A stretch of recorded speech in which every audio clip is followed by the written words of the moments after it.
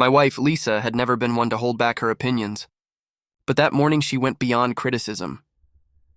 "You're on the couch until you apologize," she said, arms crossed, glaring at me like I'd just confessed a murder. I blinked, taken aback. "Apologize for what?" I asked, genuinely confused. "For forgetting to pick up dinner last night. And for leaving your socks on the floor. And for being a terrible husband," she rattled off, each accusation punctuated with a huff.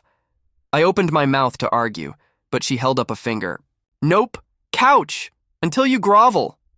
So there I sat on the hard leather couch, stewing in indignity and humiliation, my pride bruised worse than any insult she could throw. Hours passed. I stared at the ceiling, replaying every interaction, wondering if I really had been negligent. But deep down I knew this was absurd. Then, around 5 in the evening, something caught my attention.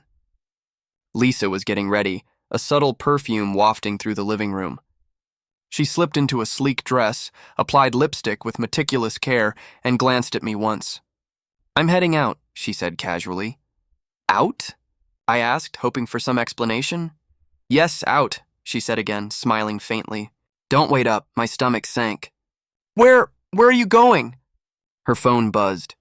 She picked it up and I saw the screen. The contact name read Mark, boss. I froze. The implications hit me all at once.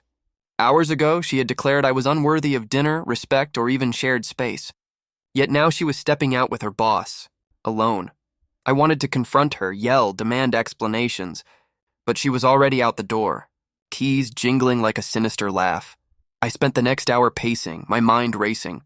How long had this been happening? Was she using the couch punishment as a cover? Was the humiliation deliberate, a distraction from her other priorities? By the time I called Mark's office, I wasn't sure if I wanted confirmation or denial. A polite secretary answered, and when I asked to speak with him, I got the typical, "He's unavailable at the moment." But in my gut, I already knew. I couldn't just sit there. I needed answers, a confrontation, some form of clarity. So I drove around the neighborhood, pretending to go for a walk, but really following the patterns of suspicion. I saw her car parked outside a trendy restaurant downtown, and there he was, Mark laughing with her across the table, hands brushing over menus, leaning in close. My chest tightened. The betrayal was tangible, almost physical. I didn't approach, not yet. I had to think. I replayed the couch scene in my head. She had framed me as the villain, then stepped out with someone else without a second thought. The audacity of it fueled a fire in me. Later that night, she returned. The apartment was quiet, except for the hum of the fridge and the faint tick of the wall clock. She seemed relaxed, almost smug, like she had won some silent war. I waited until she took off her coat and put down her purse. Then I spoke. "Lisa, we need to talk." Her expression didn't change. "About what?" "About tonight, about us." "About you," she sighed. "You're still sulking on the couch? Come on, it's late. Let's just go to bed." I shook my head. "No, I know where you went. I know who you went with." Her eyes flickered, a hint of surprise, then annoyance. "Oh, that. It's not a big deal." "Not a big deal?" My voice rose. "You humiliated me for hours, then went out with your boss while I sat here apologizing for—" "What, leaving socks on the floor?" She tilted her head, smirk forming. "Sometimes people need space to grow. And Mark, he's just a friend. A very supportive friend." I could feel my anger boil, but also a strange clarity. The time for passive hurt was over. I wasn't going to grovel. I wasn't going to let her manipulation define me. "I'm done being your punching bag," I said calmly, though every word was edged with steel. "If you want respect, start by showing some. If you want a husband, start by not treating me like dirt. Until then, I'm done." Her smirk faltered. For the first time that evening, she saw the reflection of her own behavior in my eyes. And I knew she couldn't pretend the moral high ground was hers anymore. The next days were tense.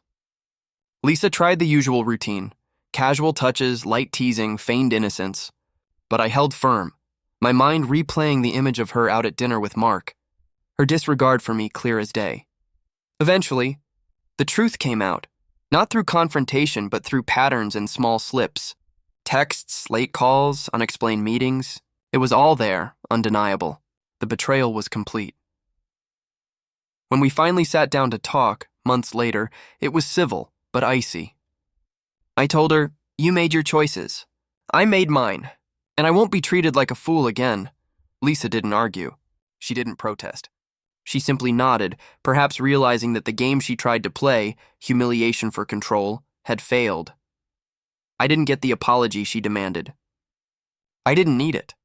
The revelation of her behavior, the exposure of her priorities, and my decision to walk away from her manipulation was all the closure I needed.